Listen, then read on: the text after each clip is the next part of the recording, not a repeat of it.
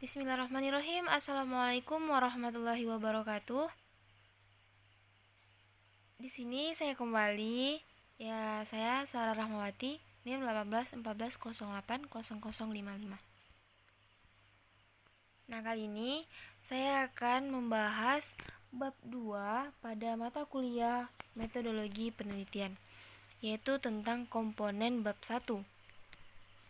Yang mana di sini ada beberapa subtopik pembahasan. Yang pertama, menganalisis isu-isu kontemporer dalam pendidikan. Yang kedua, menjabarkan kriteria pemilihan judul penelitian dengan contohnya.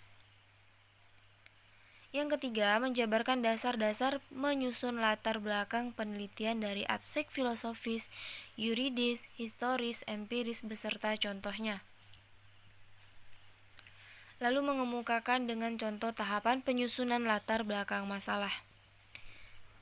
Yang kelima, menjelaskan langkah-langkah mengidentifikasi masalah penelitian pendidikan dengan contohnya. Yang keenam, menjabarkan batasan masalah penelitian pendidikan beserta contohnya. Yang ketujuh, menjabarkan rumusan masalah penelitian beserta contohnya. Yang kedelapan, menjabarkan tujuan penelitian. Yang kesembilan, menjabarkan kegunaan atau manfaat penelitian pendidikan dengan contohnya. Yang kesepuluh, menjabarkan tentang spesifikasi produk dengan contohnya. Yang kesebelas, menjabarkan asumsi dan keterbatasan beserta contohnya. Lalu yang terakhir, itu menjabarkan definisi operasional dengan contohnya. Nah, yang pertama, itu menganalisis isu-isu kontemporer dalam pendidikan. Isu-isu kontemporer pendidikan di Indonesia saat ini banyak sekali. Isu-isu tersebut berkembang begitu cepat dan pesat dengan adanya ICT sekarang ini. Kontemporer artinya kekinian, modern, atau sesuatu yang sama dengan kondisi waktu yang sama saat ini. Jadi, isu kontemporer pendidikan menurut penulis itu adalah isu-isu terkait dunia pendidikan yang tidak terikat lagi oleh aturan-aturan zaman dulu dan berkembang sesuai zaman sekarang. Nah, salah satu isu kontemporer pendidikan Indonesia itu adalah komersialisasi pendidikan. Harus jujur diakui, praktik komersialisasi pendidikan yang terjadi di Indonesia saat ini telah menjadi sebuah rahasia umum. Nampaknya gejala komodifikasi pendidikan itu telah menjangkit mulai dari jenjang playgroup hingga perguruan tinggi, baik itu swasta maupun negeri. Contohnya yang paling sederhana yaitu semakin mahalnya biaya untuk masuk ke sebuah perguruan tinggi sekarang ini, nah belum lagi besarnya biaya sumbangan pengembangan institusi yang harus dibayarkan. Bahkan di kota-kota besar untuk sekedar masuk jenjang playgroup saja para orang tua harus rela mengeluarkan uang jutaan rupiah. Nah, isu-isu pendidikan kontemporer yang berkembang di Indonesia. Yang pertama, itu ada masalah di bidang pendidikan. Problematika yang dihadapi bangsa Indonesia mencakup beberapa hal. Nah, yang pertama, sistem pendidikan yang dianut Indonesia. Indonesia sekarang menganut sistem pendidikan nasional yang masih belum bisa dilaksanakan sebagaimana mestinya. Ada beberapa sistem di Indonesia yang telah dilaksanakan. Di antaranya yaitu ada sistem pendidikan yang berorientasi pada nilai. Nah, sistem pendidikan ini diterapkan sejak SD. Di sini peserta didik diberikan pengajaran mengenai kejujuran, tenggang rasa, dan kedisiplinan. Nilai ini disampaikan melalui pelajaran PPKN. Bahkan nilai ini juga disampaikan pada tingkat pendidikan menengah maupun pendidikan tinggi. Nah, selanjutnya sistem pendidikan terbuka. Nah, menurut sistem pendidikan ini peserta didik dituntut untuk dapat bersaing dengan teman, berpikir kreatif dan inovatif. Nah, yang kedua itu sistem pendidikan beragam.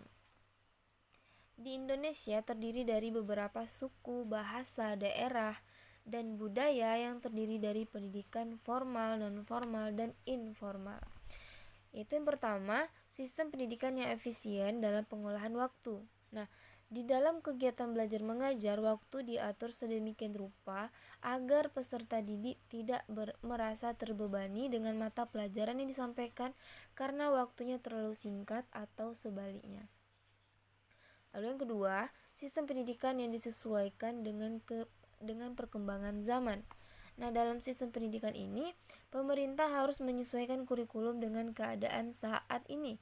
Oleh karena itu, kurikulum di Indonesia sering mengalami perubahan atau pergantian dari waktu ke waktu, sehingga sekarang Indonesia menggunakan kurikulum 2013. Isu yang ketiga itu pemerataan pendidikan. Nah, Indonesia saat ini masih mengalami masalah di bidang pemerataan pendidikan. Hal ini disebabkan karena pendidikan yang masih didominasi oleh kaum menengah ke atas, sehingga ada beberapa kaum menengah ke bawah yang tidak bisa merasakan pendidikan. Karena hal inilah muncul kesenjangan antara pendidikan di kota dan di desa, terutama di daerah perbatasan dan di luar Pulau Jawa. Dengan demikian, untuk mewujudkan hal tersebut, maka pemerintah harus membuat atau mengambil kebijakan yang tepat, seperti adanya kebijakan wajib belajar 9 tahun. Kebijakan ini dilaksanakan mulai dari SD hingga SMP dengan pemerataan tenaga pendidik di setiap daerah. Nah, isu yang keempat itu kualitas atau mutu pendidikan. Permasalahan yang paling mendasar dalam pendidikan itu adalah masalah mutu pendidikan. Karena pendidikan di Indonesia masih jauh tertinggal jika dibandingkan dengan negara-negara lain. Hal ini dibuktikan dengan banyaknya tenaga pendidikan yang mengajar namun tidak sesuai dengan bidangnya. Selain itu, tingkat kejujuran dan kedisiplinan peserta didik juga masih rendah. Contohnya, ketika sedang mengikuti ujian nasional, peserta didik melakukan kecurangan dengan memilih jawaban secara instan, misalnya dengan membeli kunci jawaban UN. Oleh karena itu, mutu pendidikan harus diperbaiki dengan membuat kebijakan yang berupa peningkatan mutu pendidik. Semua itu dilakukan dengan cara mengevaluasi ulang tenaga pendidik agar sesuai dengan syarat untuk menjadi pendidik. Nah, selain itu, pemerintah harus meningkatkan sarana dan prasarana di sekolah, seperti memperbaiki fasilitas gedung dan memperbanyak buku. Dan pendidikan sangat penting bagi suatu bangsa. Tanpa adanya pendidikan, maka bangsa tersebut akan tertinggal dengan bangsa lain. Seperti halnya Indonesia, pendidikan merupakan salah satu upaya yang dibutuhkan untuk mengejar ketertinggalan dari bangsa lain, khususnya bangsa-bangsa ASEAN. Maka dari itu, pendidikan Indonesia harus diperbaiki baik dari segi sistem pendidikan maupun sarana prasarana. Nah, isu yang kelima itu biaya pendidikan. Keadaan ekonomi di Indonesia yang semakin terpuruk berdampak pula pada pendidikan di Indonesia. Banyak sekali anak yang tidak bisa merasakan pendidikan karena biayanya yang mahal. Maka dari itu, agar bangsa Indonesia tidak semakin terbelakang, pemerintah mengeluarkan dana BOS yang diberikan pada peserta didik di SD dan SMP. Hal ini dilakukan dengan membebaskan biaya SPP atau membuat kebijakan free school bagi pendidikan dasar. Dengan dikeluarkannya kebijakan tersebut, diharapkan semua pendidikan dapat dirasakan oleh semua kalangan masyarakat yang ada di Indonesia. Selanjutnya, keadaan lingkungan belajar. Nah, keadaan lingkungan belajar di Indonesia juga menjadi masalah dalam pendidikan di Indonesia. Dengan fasilitas yang minim untuk sekolah tertentu memicu terciptanya suasana belajar yang tidak efektif dan efisien. Namun sebaliknya, fasilitas yang terlalu berlebihan juga akan mempengaruhi suasana belajar sehingga muncul penyimpangan. Misalnya, terjadi kekerasan dan kejahatan seksual di lingkungan sekolah, seperti pemukulan guru oleh orang tua siswa di Makassar dan kejahatan seksual yang terjadi di DJIS. Nah, isu yang ketujuh itu kebijakan pemerintah. Kebijakan yang diambil pemerintah, terutama Menteri Pendidikan dan Kebudayaan beberapa tahun terakhir yang mengalami reshuffle jabatan mengakibatkan perubahan beberapa kebijakan, sehingga mengganggu sistem pendidikan dan kurang efisien dalam melakukan beberapa program baru. Nah, kurangnya sosialisasi terhadap program baru juga menjadi permasalahan dalam menyampaikan materi, seperti perubahan KTSP menjadi K13, penghapusan ujian nasional, diberlakukannya full day school yang masih menjadi pro kontra dari beberapa pihak. Selanjutnya, pihak yang terkait. Nah, pihak yang terkait dalam problematika pendidikan di Indonesia itu ialah kesejahteraan guru yang relatif rendah, terutama guru honor. Rendahnya perhatian orang tua terhadap pentingnya pendidikan untuk anak, kemauan anak terhadap pendidikan yang rendah, dan keadaan lingkungan sekolah yang tidak mendukung. Nah, selanjutnya menjabarkan kriteria pemilihan judul penelitian dengan contohnya. Kriteria judul penelitian itu topik merupakan pokok bahasan sebuah karya tulis berdasarkan penelitian yang dilakukan oleh mahasiswa atau peneliti. Judul penelitian atau skripsi, tesis, dan disertasi adalah nama atau label karya ilmiah hasil penelitian.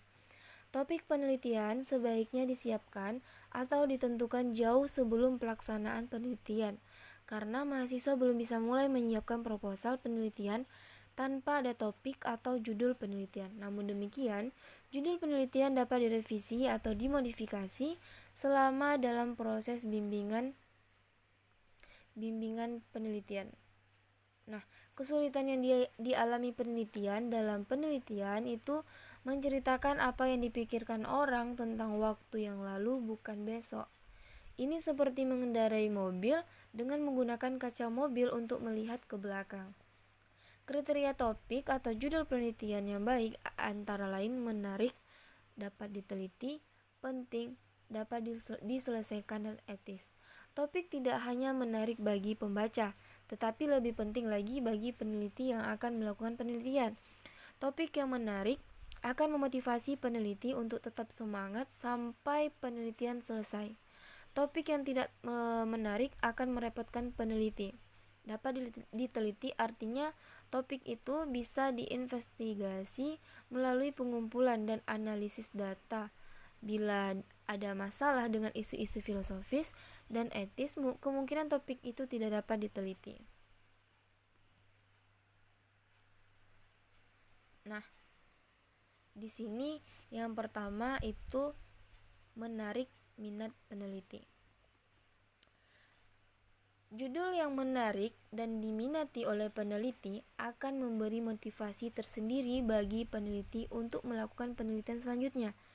Judul dalam penelitian keperawatan keperawatan ataupun pendidikan itu sama saja dapat disesuaikan dengan masalah pendidikan. Nah, yang kedua itu mampu dilaksanakan oleh peneliti.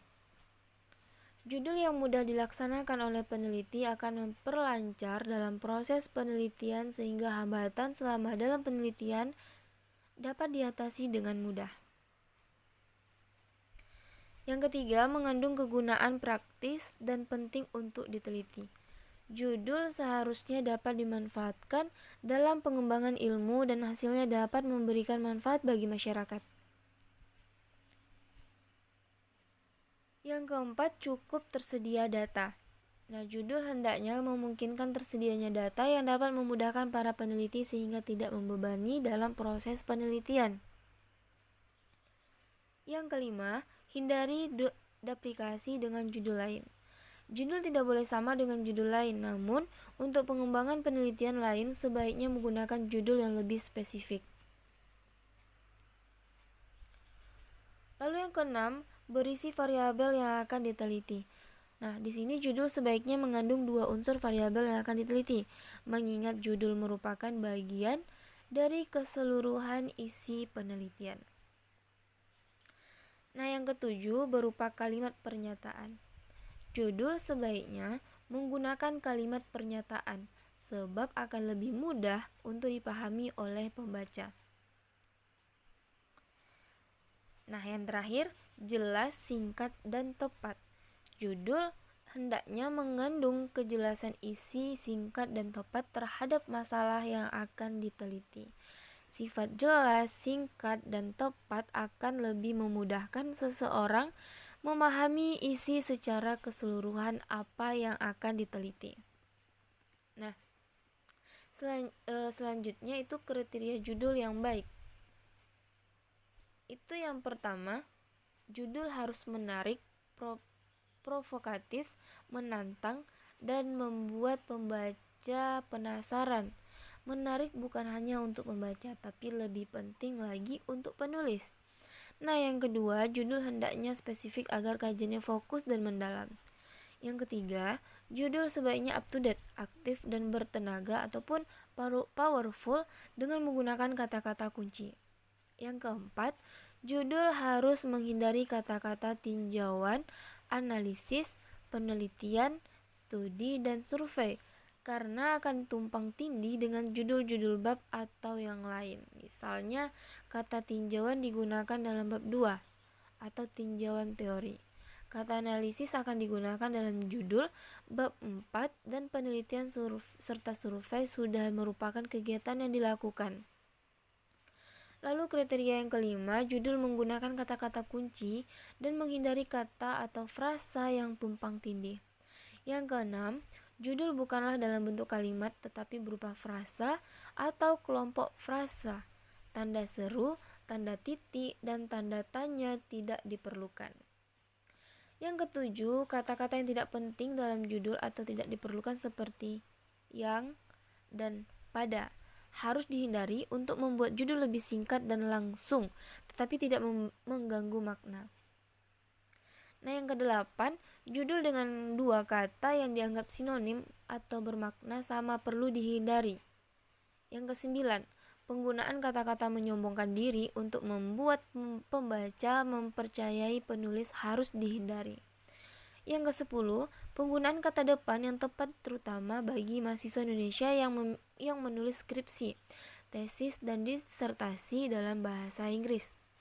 Lalu yang ke-11, judul harus mewakili substansi tugas akhir. Yang ke-12, judul merupakan obat atau solusi atas permasalahan yang diangkat. Yang ke-13, panjang judul sekitar 10 hingga 15 kata. Lalu yang terakhir, kata depan kurang lebih 5 huruf ditulis dengan huruf kecil bila huruf besar dipakai di awal kata.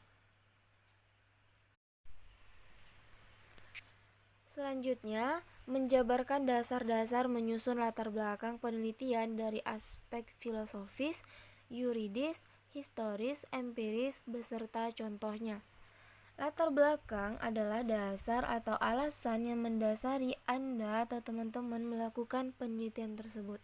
Jika secara sederhananya, jadi gampang kan kalau kita menulis latar belakang, artinya kita menulis alasan untuk melakukan penelitian dan pengembangan tersebut. Dalam penulisan karya ilmiah, latar belakang tentu harus ditulis secara ilmiah, secara sederhana. Untuk dapat dikatakan ilmiah, sebuah latar belakang harus mengandung beberapa landasan. Yang pertama, landasan yuridis, landasan empiris, landasan teoritis, dan landasan penelitian terdahulu. Yang mana landasan yuridis itu ialah berdasarkan peraturan yang berlaku. Jadi, dalam menuliskan latar belakang, teman-teman harus mencari landasan hukum yang berlaku, landasan peraturan yang ada, sehingga tulisan atau alasan yang teman-teman sampaikan berdasar hukum atau peraturan yang kuat. Nah, hal itu sangat penting mengingat dalam membuat sesuatu tidak diperbolehkan untuk menentang peraturan atau hukum yang berlaku dan harus sesuai dengan peraturan yang telah ada. Sedangkan landasan empiris. Nah, di sini data-data nyata kondisi kekinian yang ada di lapangan atau lingkungan. Landasan empiris dapat digali melalui kajian pustaka, observasi, atau melalui wawancara. Nah, tujuannya yaitu guna menemukan kondisi senjata mungkin yang dapat mendasari teman-teman melakukan penelitian tersebut. Lalu landasan teoris. Nah, pendapat-pendapat ahli intinya gini.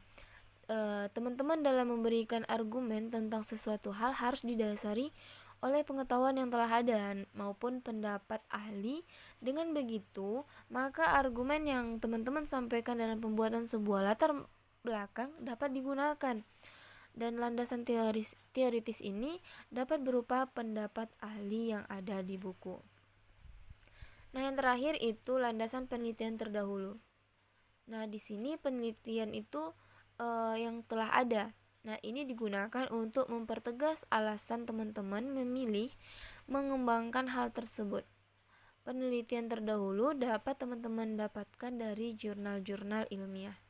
Nah, setelah teman-teman mengetahui bahwa dalam penelitian dan pengembangan ada 4 landasan, itu harus ada.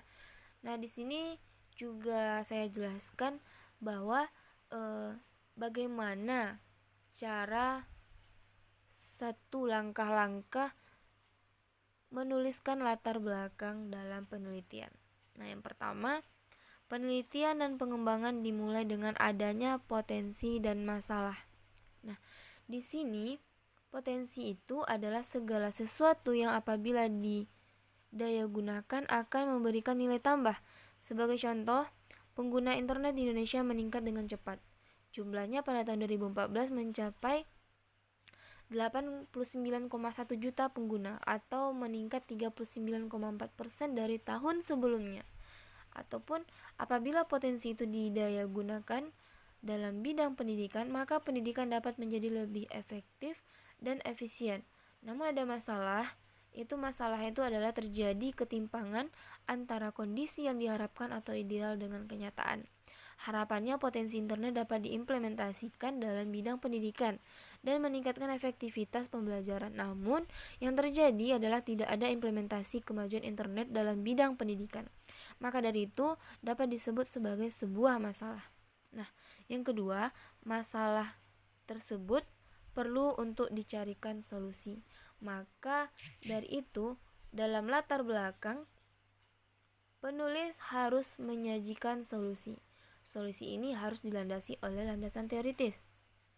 Nah, yang ketiga itu menyimpulkan.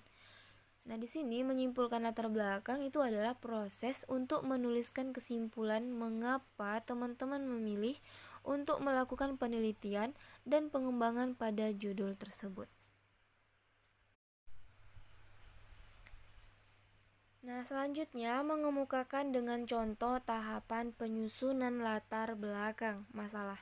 Nah, penyusunan latar belakang masalah, rumusan masalah, dan tujuan penelitian pada penelitian korelasional dan eksperimen harus memenuhi beberapa aspek.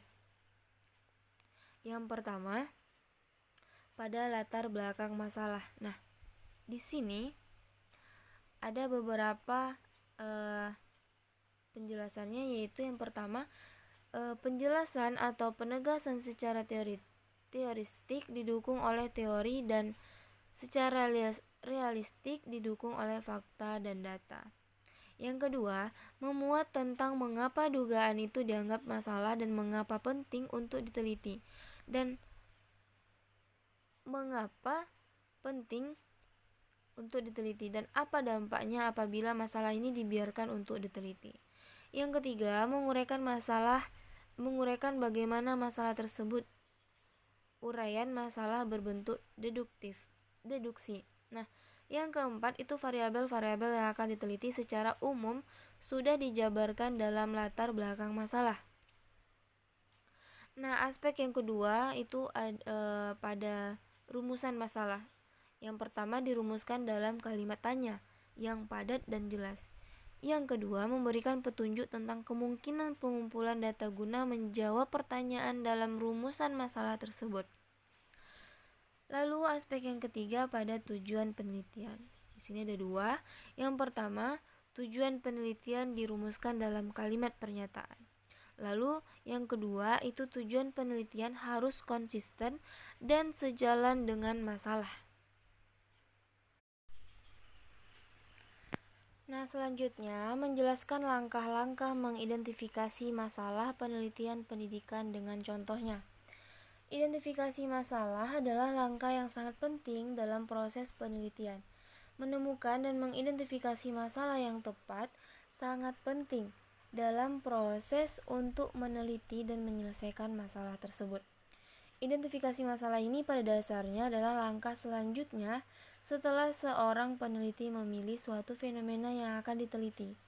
Nah, langkah ini penting untuk memperinci apa saja yang sebenarnya harus diteliti lebih dalam dari fenomena tersebut. Identifikasi masalah dapat dilakukan dengan berbagai macam cara, bisa dengan studi literatur, perbandingan dengan kondisi ideal, pengujian, ataupun dengan observasi langsung. Nah, karena perannya yang sangat vital dalam menentukan apa yang akan diteliti dalam suatu penelitian, maka identifikasi masalah ini umumnya diletakkan di awal-awal riset.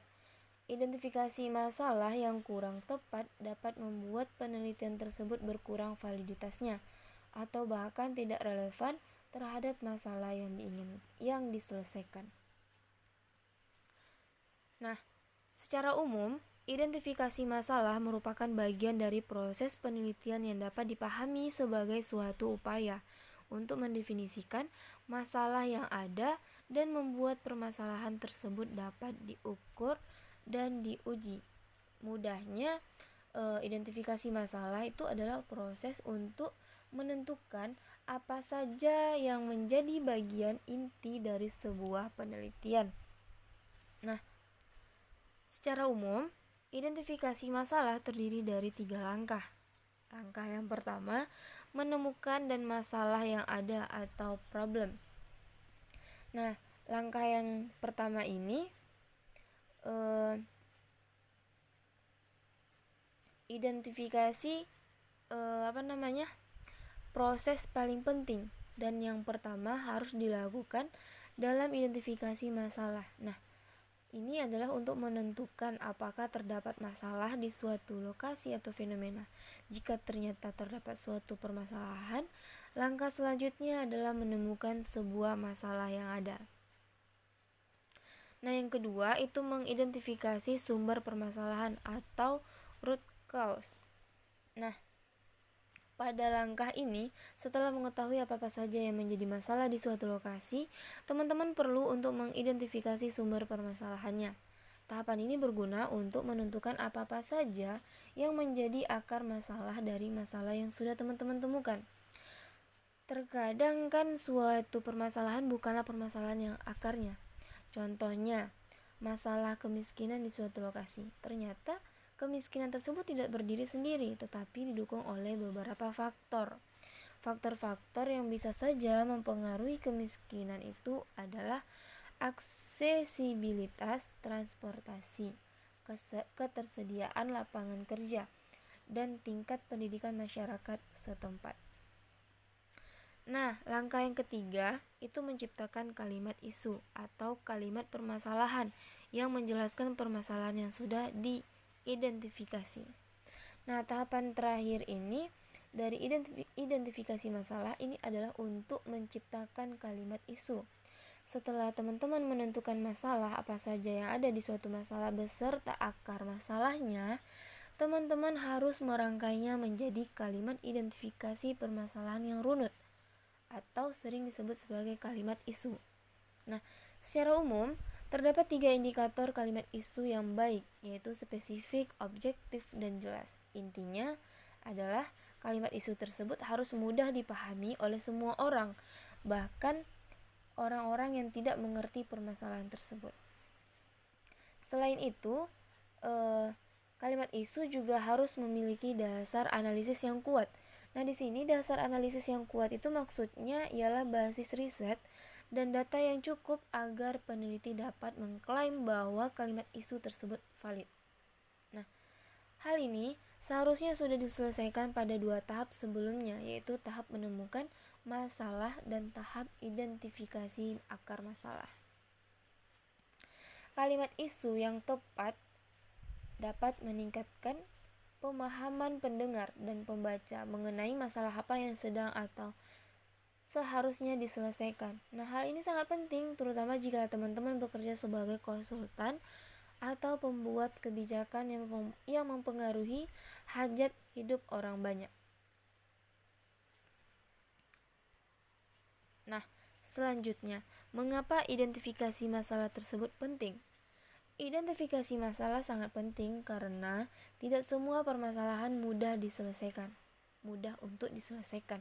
Bahkan ada permasalahan-permasalahan yang secara kasat mata tidak terlihat dan hanya diidentifikasi ketika dianalisis secara mendalam. Contohnya, konflik laten di suatu kelompok masyarakat.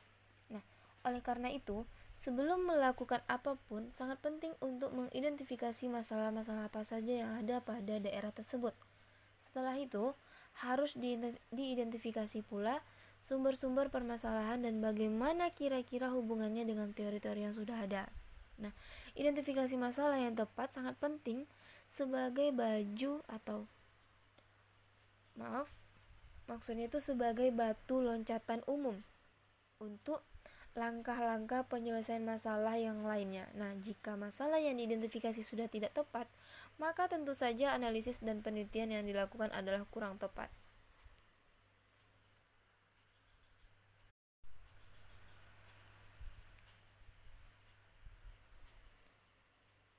Nah, selanjutnya itu contoh identifikasi masalah. Pada kesempatan ini, kita akan mencoba mengidentifikasi masalah-masalah yang ada pada daerah Subang. Nah, perhatikan pola pikir dan langkah-langkah mengidentifikasi masalahnya ya. Nah, contohnya ini diambil dari studio proses perencanaan program studi perencanaan wilayah dan kota ITB tahun 2018 sampai 2019. Itu yang pertama, ada akuisisi informasi.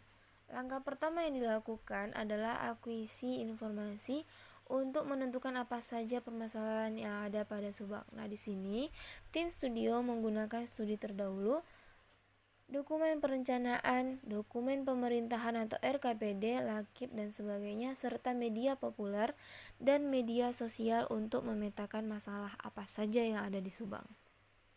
Nah, faktor pertama yang diketahui adalah kesejahteraan petani di Subang relatif rendah. Hal ini tercermin dari komplain-komplain di media populer, isu-isu RPJMD, serta studi-studi terdahulu yang mencoba menjelaskan mengenai perekonomian pertanian di Subang. Selain itu, ditemukan pula bahwa mayoritas masyarakat Subang bekerja sebagai petani atau profesi turunan pertanian, seperti buruh tani dan pedagang alat tani. Namun, ternyata kontribusi sektor pertanian pada perekonomian atau produk domestik bruto Subang masih minim. Nah, yang kedua, itu ada identifikasi akar masalah. Nah, di sini petani di Subang ternyata belum cukup sejahtera karena sektor pertaniannya kurang produktif. Setelah kita mengetahui keempat masalah yang ada di Subang, kita perlu untuk melakukan identifikasi akar masalah. Karena pernah dengar pepatah chicken or the egg, kali ini kita akan mencoba menentukan apa menyebabkan apa. Nah, dan apakah ada masalah-masalah lain yang berdampak pada keempat masalah yang sudah dijelaskan tersebut. Setelah melakukan analisa terlebih lanjut dan mencocokkan dengan teori-teori yang sudah ada mengenai pengembangan wilayah, didapatkanlah sebuah hipotesis. Di sini peneliti berspekulasi bahwa sektor pertanian di Subang belum optimal dan mensejahterakan masyarakat pertanian yang ada di sana. Artinya, sektor pertanian tersebut produktivitas dan nilai tambahannya masih belum cukup untuk membuat masyarakat pertanian atau petani, buruh tani, penjual alat tani, dan sebagainya hidup dengan layak. Nah, yang ketiga, membentuk kalimat isu. Sekarang saatnya kita membuat kalimat isu seperti yang sudah saya jelaskan di atas sebelumnya. Nah, kalimat isu seharusnya jelas, spesifik, dan objektif. Pengujian paling baik dari kalimat isu ini adalah ketika kita menceritakannya kepada orang yang sama sekali tidak paham permasalahan ini. Kalau mereka mengerti, maka kalimat isu kita sudah cukup baik. Berdasarkan isu yang sudah saya jelaskan sebelumnya, poin permasalahan utamanya itu adalah kesejahteraan masyarakat pertanian yang belum baik.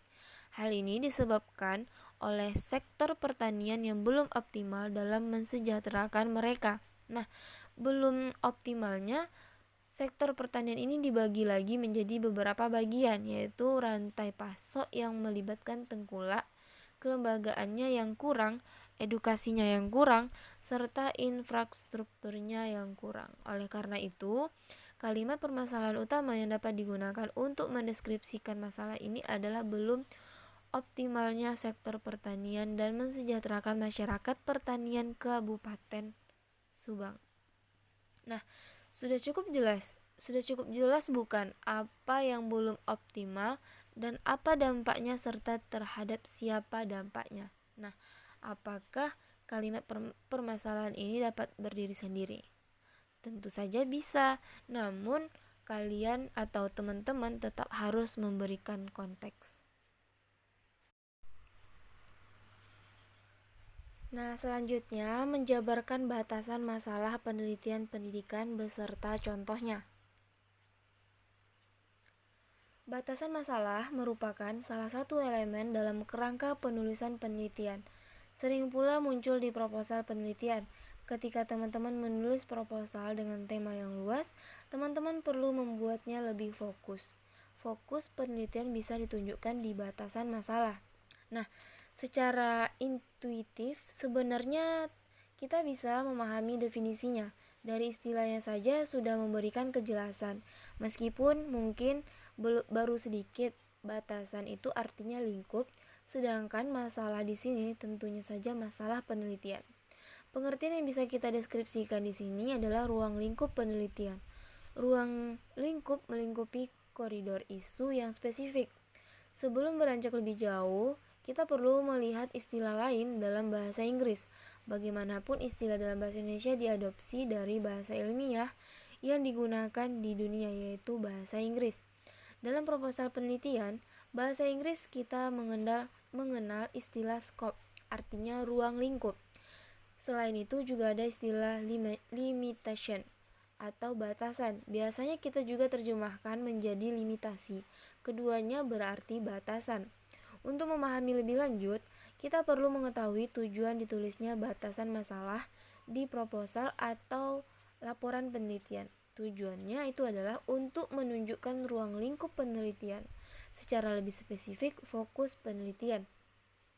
Nah, tujuan tersebut memberi petunjuk tentang pengertiannya. Dengan adanya batasan, maka penelitian menunjukkan fokus isu atau masalah yang akan diteliti. Dengan adanya fokus isu, maka artinya ada isu lain yang tidak tercover oleh penelitiannya. Singkatnya, batasan masalah menunjukkan secara jelas mana isu yang dibahas atau di-cover, mana yang tidak. Nah, ruang lingkup penelitian menunjukkan area yang di-cover dalam penelitian. Di luar ruang lingkup itu adalah area hitam yang tidak tersentuh atau tidak terjangkau oleh penelitian. Nah, pemahaman ini penting karena penelitian tidak mungkin membahas segala hal. Fokus isu perlu ditentukan di awal dan disampaikan secara eksplisit. Masalah yang spesifik perlu ditunjukkan dalam proposal.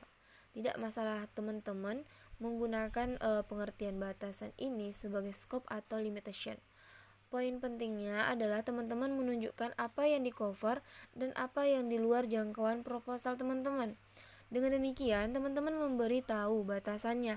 Nah, di sini mari kita menggunakan ilustrasi sebagai contoh. Nah, anggap saja teman-teman sedang mengajukan proposal penelitian tentang pola interaksi kelompok ultranasional di Twitter. Teman-teman ingin mengetahui struktur jejaringnya, siapa berinteraksi dengan siapa pembentuk opini utamanya, siapa aktor yang paling berpengaruh, dan bagaimana interaksi online tersebut membentuk pola yang ajak. Maka teman-teman menggunakan data Twitter untuk analisis dan membuat teori atau hipotesis bahwa interaksi kaum ultranasionalis dibentuk melalui preferensi yang sama terhadap beberapa isu. Misalnya, dikotomi antara Pancasila versus agama, salam Pancasila, dan toleransi beragama. Teman-teman juga ingin melihat bahwa interaksi tersebut diinisiasi dan dirawat oleh segelintir aktor yang seringkali anonim. Kemudian muncul hipotesis tentang buzzer istana. Di proposal teman-teman sudah menunjukkan fokus isu tersebut. Nah, sekarang teman-teman berencana menulis batasan masalahnya. Maka contoh yang bisa ditulis itu yaitu contoh batasan masalah. Yang contohnya itu seperti ini. Nah, studi ini fokus pada pola interaksi yang muncul di media Twitter. Konten yang memiliki tendensi pada pandangan ultranasionalis akan dikelompokkan dalam struktur jejaring percakapan. Kelompok itu dilabeli sebagai ultranasionalis. Eksplorasi jejaring interaksi di kalangan ultranasionalis berbasis pada ketersediaan data di platform Twitter. Oleh karena itu, karena lain yang menjadi arena interaksi kaum ultranasionalis berada di luar jangkauan penelitian ini. Contoh yang saya jelasin ini menunjukkan ruang lingkup isu tentang konten ultranasionalis yang dibatasi oleh platform sebagai basis data utama. Batasan masalah tidak perlu berkaitan dengan data. Bisa juga batasan terkait tema yang dibahas, misalnya tentang ultranasionalis itu sendiri sebagai topik. Nah, batasan masalah itu dalam arti lain sebenarnya menegaskan atau memperjelas yang menjadi masalah. Dengan kata lain, merumuskan pengertian dan menegaskannya dengan dukungan data-data hasil penelitian pendahuluan seperti apa atau sosok masalah tersebut. Misal, jika yang dipilih mengenai prestasi kerja karyawan yang rendah, dideskripsikanlah kerendahan. Nah, prestasi kerja itu seperti apa? Misalnya, kehadiran kerja seberapa rendah, keseriusan kerja seberapa rendah, kuantitas hasil kerja seberapa rendah, dan kualitas kerja seberapa rendah. Dapat pula batasan masalah itu dalam arti batasan pengertian masalah, yaitu menegaskan secara operasional atau definisi operasional masalah tersebut yang akan memudahkan untuk melakukan penelitian atau pengumpulan data tentangnya. Misal, dalam contoh yang saya jelaskan sebelumnya, itu prestasi kerja mengandung aspek kehadiran kerja atau ketepatan waktu kerja.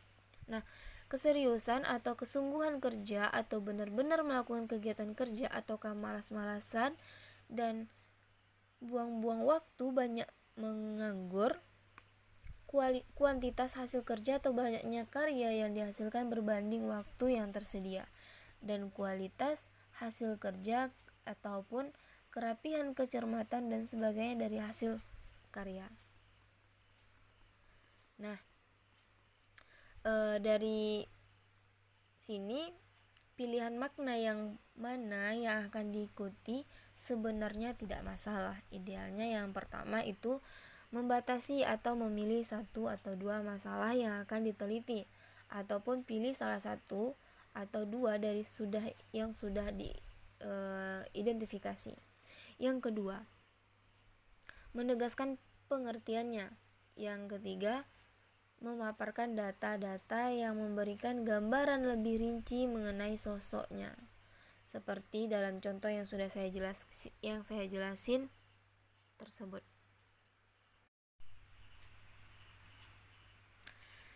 Nah, selanjutnya yang ketujuh atau subtopik yang ketujuh itu tentang menjabarkan rumusan masalah penelitian beserta contohnya.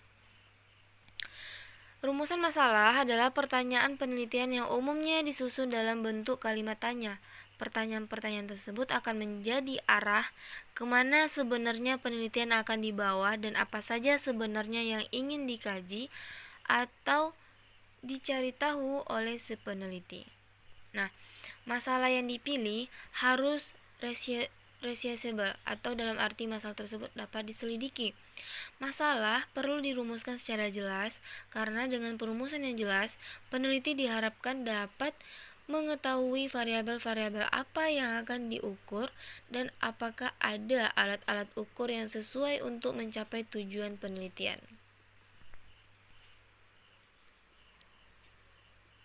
Nah, dapat disimpulkan bahwa ada beberapa hal yang perlu diperhatikan dalam merumuskan masalah penelitian ini. Yang pertama, rumusan masalah hendaknya singkat dan bermakna. Masalah perlu dirumuskan dengan singkat dan padat, tidak berbelit-belit yang dapat membingungkan pembaca. Masalah dirumuskan dengan kalimat yang pendek tapi bermakna. Nah, yang kedua, rumusan masalah hendaknya dalam bentuk kalimat tanya.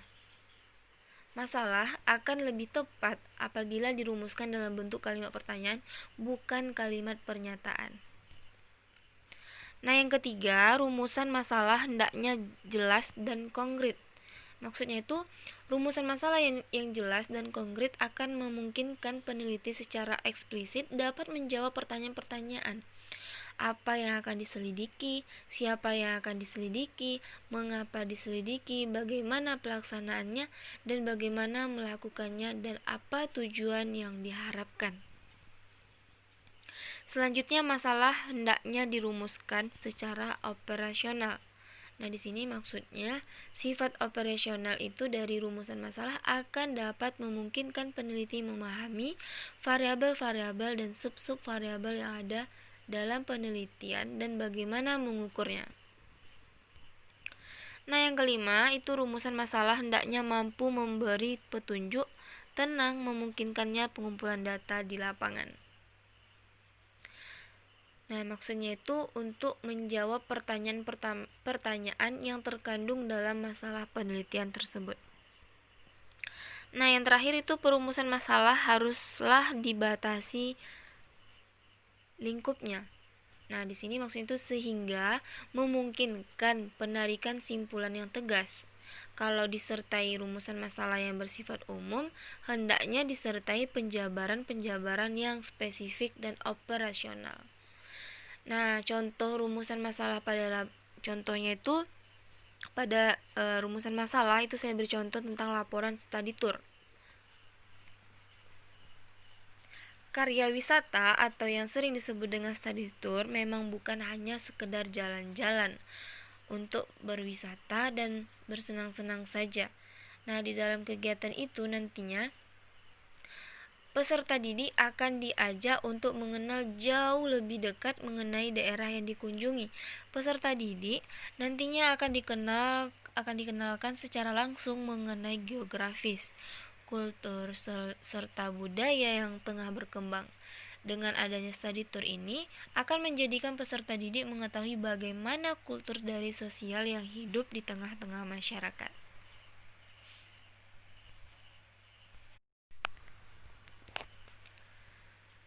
Topik yang ke-8 itu menjabarkan tujuan penelitian.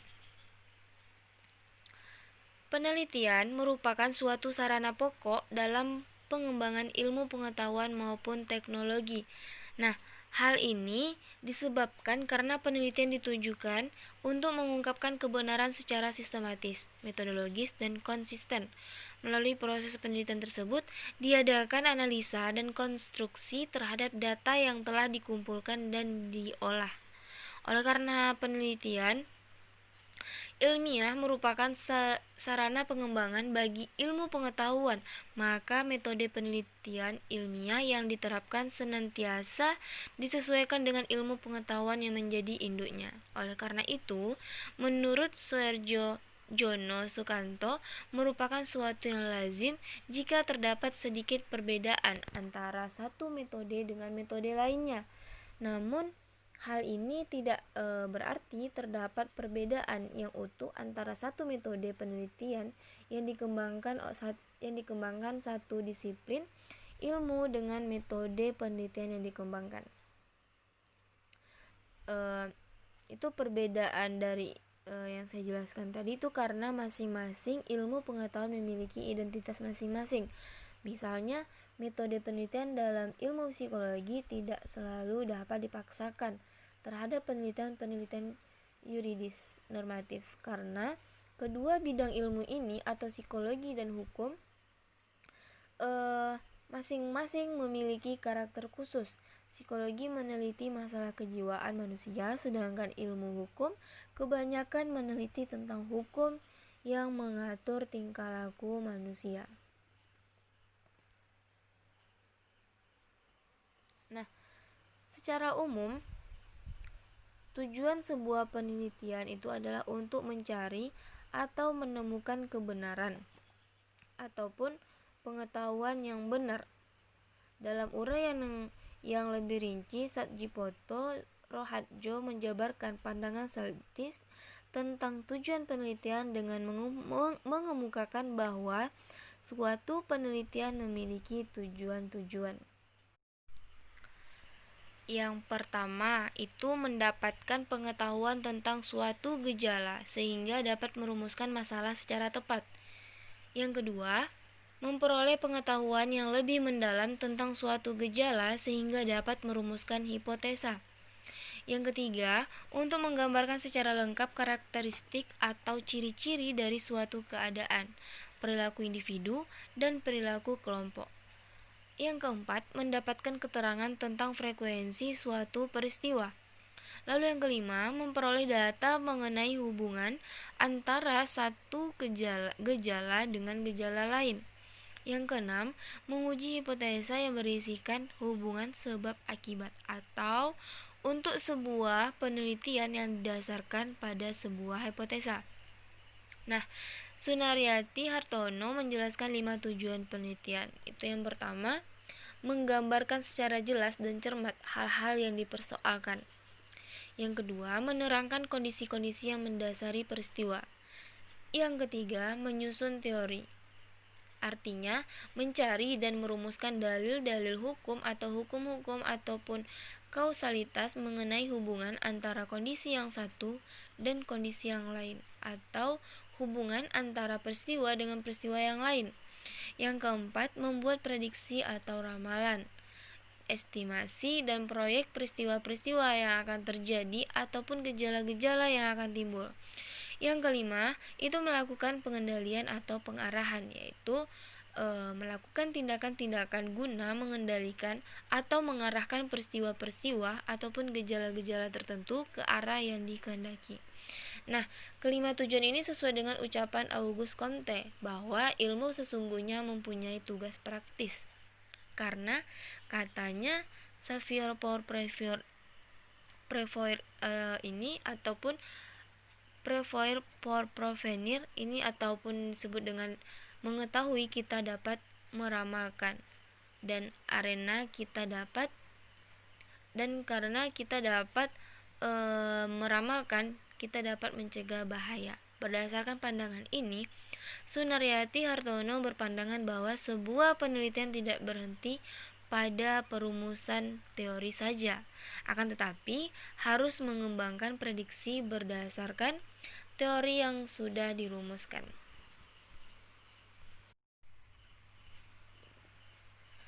Nah, selanjutnya subtopik yang ke-9 menjabarkan kegunaan atau manfaat penelitian pendidikan dengan contohnya. Melakukan sebuah penelitian merupakan sebuah kegiatan yang bertujuan untuk mendapatkan informasi baru. Nah, tujuan penelitian ini adalah untuk memperoleh sebuah informasi dan pengetahuan terbaru yang mempunyai manfaat bagi banyak orang, serta sebagai salah satu tugas atau syarat untuk menyelesaikan suatu kegiatan seperti tugas dan lain sebagainya. Nah, tugas dari manfaat penelitian ini terbagi menjadi beberapa poin. Yang pertama itu eksploratif. Nah, eksploratif ini merupakan sebuah penelitian yang mana akan memiliki tujuan supaya bisa mendapatkan sebuah pengetahuan yang baru sebelumnya belum pernah diketahui. Tujuan yang kedua itu verifikasi. Nah, verifikasi ini adalah suatu bentuk penelitian yang bertujuan untuk dapat melakukan suatu bentuk pengujian dari sebuah teori yang sebelumnya sudah ada, dengan tujuan dapat meningkatkan kualitas informasi. Nah, yang ketiga itu adalah development.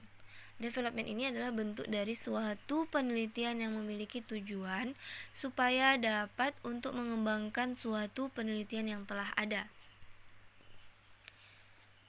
Nah, selanjutnya ada contoh manfaat penulisan makalah. Sebelum itu, contoh manfaat penelitian. Nah, dalam sebuah penelitian tentu mempunyai beberapa manfaat yang dapat kita peroleh. Untuk itu, di sini saya akan menjelaskan beberapa contoh manfaat penulisan itu pada makalah. Nah,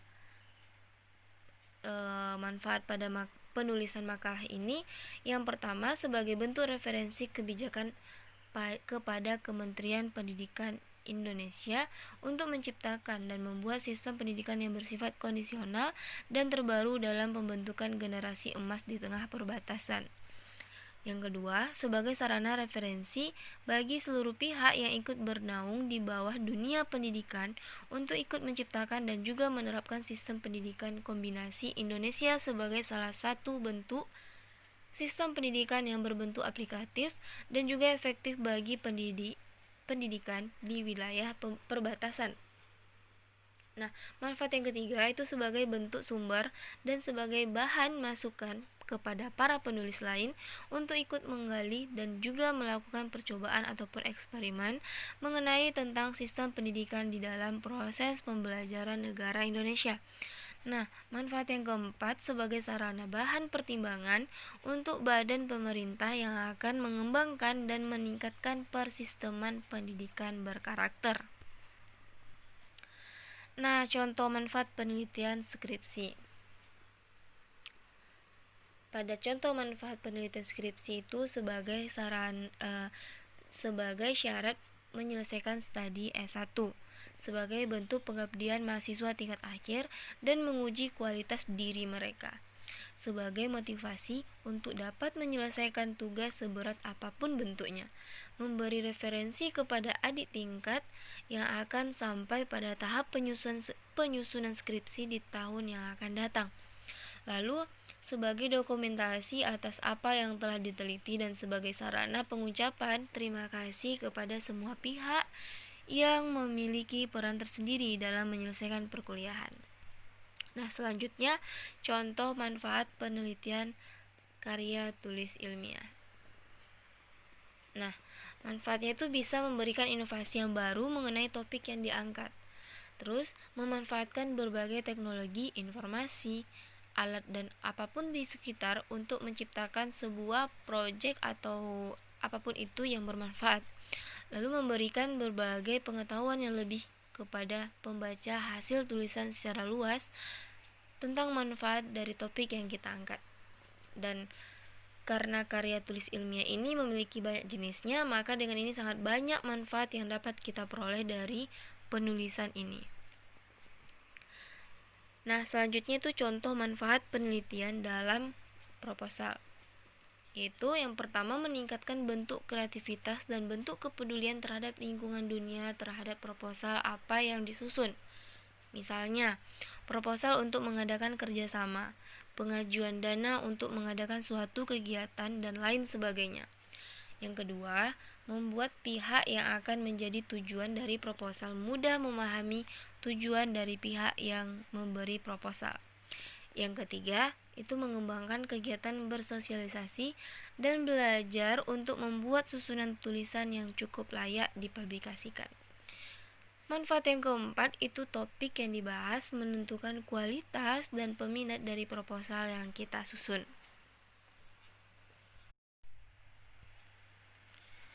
Nah, selanjutnya itu menjabarkan tentang spesifikasi produk dengan contoh.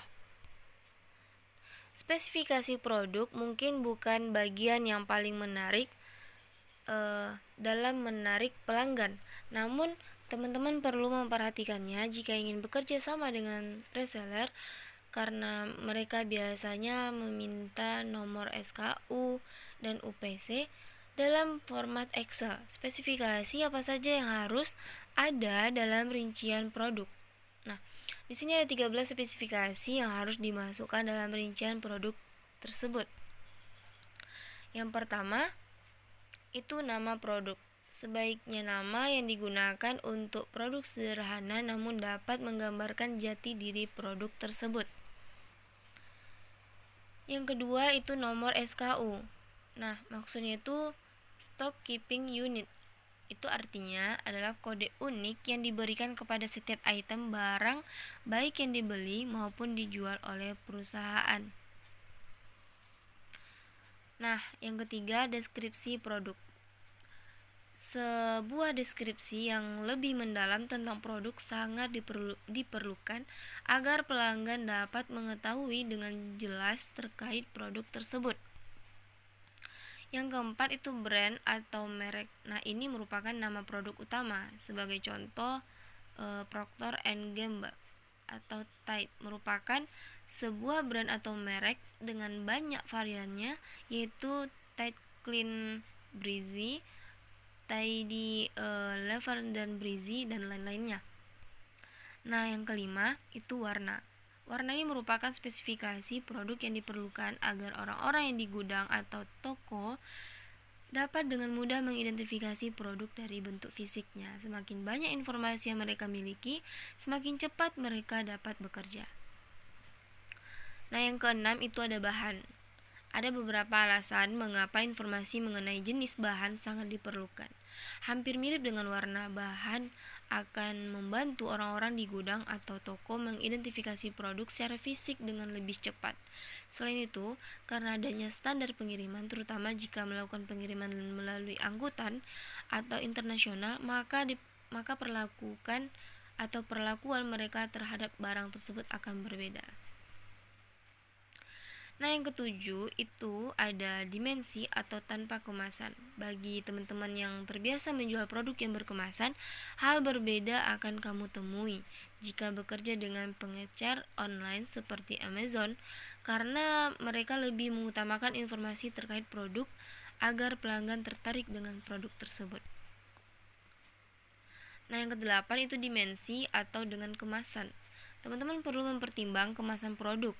Jika kemasan produk terlalu besar, maka kecil kemungkinannya produk teman-teman akan ditampilan oleh reseller tidak di rak toko mereka. Oleh sebab itu, berikan informasi terkait produk dengan jelas dan rinci pada reseller sebelum pemesanan atau pengiriman agar mereka memiliki strategi lain untuk mencegah kesalahan yang dapat terjadi. Lalu yang ke-9 itu info pemesanan atau info pemasangan. Bagi reseller online, spesifikasi produk ini sangat diperlukan. Mereka sebaiknya memberitahukan pada konsumen sebelum membeli bahan produk tersebut. Memerlukan waktu untuk berakitan agar konsumen dapat mempertimbangkan jangka waktu pengiriman produk.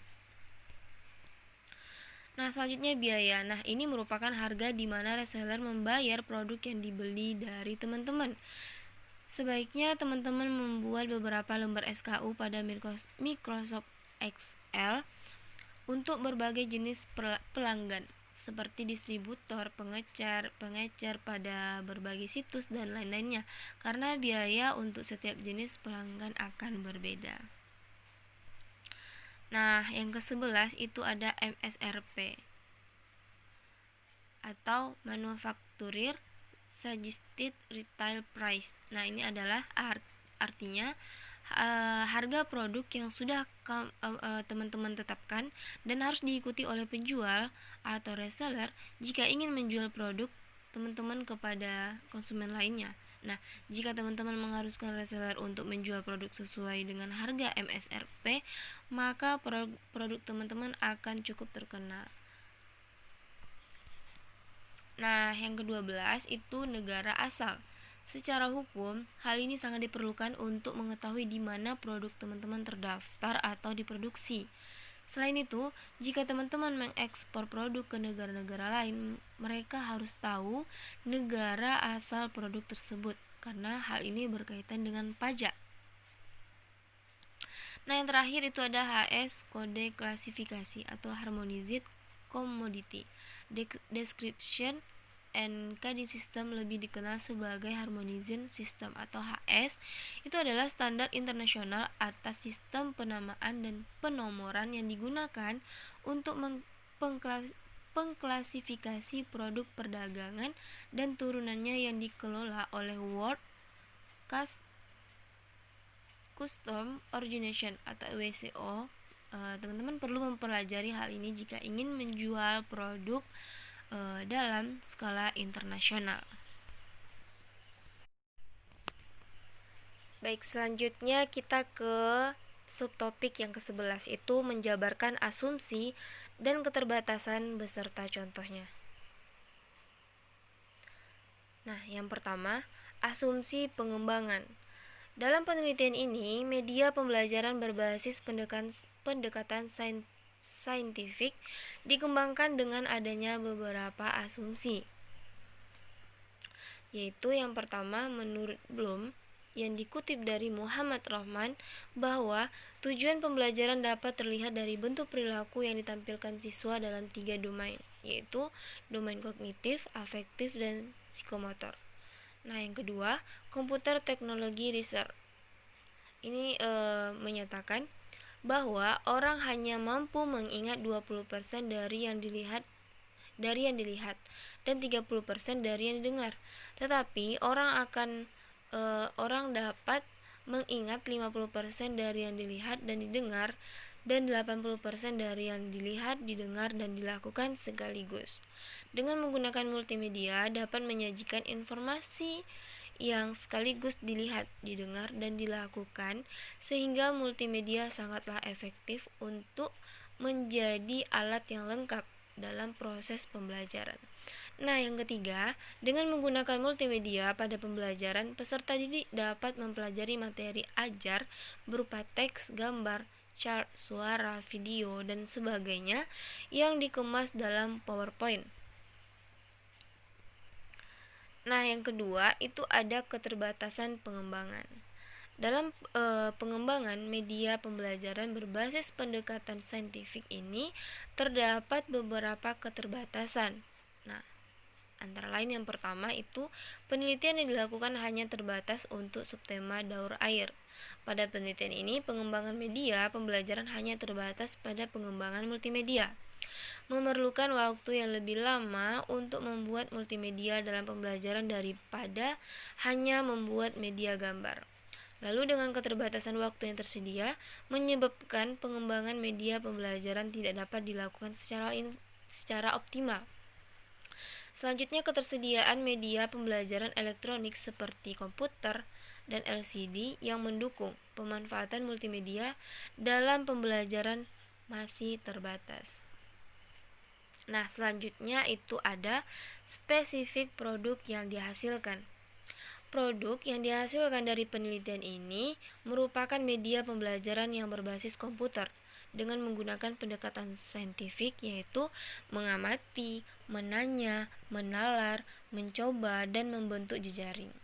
Media pembelajaran yang dikembangkan dapat digunakan sebagai alat untuk mempermudah pendidik dalam mempersiapkan bahan ajar untuk pembelajaran bersubtema daur air, yang sasarannya itu adalah peserta didik kelas 5 sekolah dasar. Secara spesifik, media pembelajaran yang peneliti kembangkan adalah multimedia. Nah, yang terakhir itu menjabarkan definisi operasional dengan contohnya. Definisi operasional adalah dimensi penelitian yang menyediakan data bagi peneliti untuk mengetahui bagaimana metode dalam mengukur atau menilai variabel. DO atau definisi operasional merupakan panduan yang benar dalam menakar sebuah variabel, yang mana akan menolong peneliti dalam mempertimbangkan variabel yang setara. Contoh pentingnya definisi operasional ini adalah mengenai benar dan salah dari suatu hal atau saat observasi dilakukan di mana terdapat kegundahan dan kebingungan, sebab dengan informasi atau panduan tersebut peneliti bisa mengetahui cara mengembangkan konsep yang baik. Dengan begitu, peneliti bisa memastikan apakah prosedur dalam pengukuran bisa dilakukan dengan cara yang sama atau terdahulu atau dengan cara yang baru. Nah, kegunaan dari definisi operasional ini adalah untuk mempermudah peneliti dalam mengukur variabel atau penghimpunan data, sehingga variabel bisa menjadi konsisten dengan sumber data yang diperoleh. Nah, ini kapan digunakan? Nah, setiap kali data dikumpulkan, penting untuk memastikan bagaimana cara atau metode dalam pengumpulan data. Data yang tidak terdefinisi seringkali pada hasil akhir akan salah dan tidak konsisten.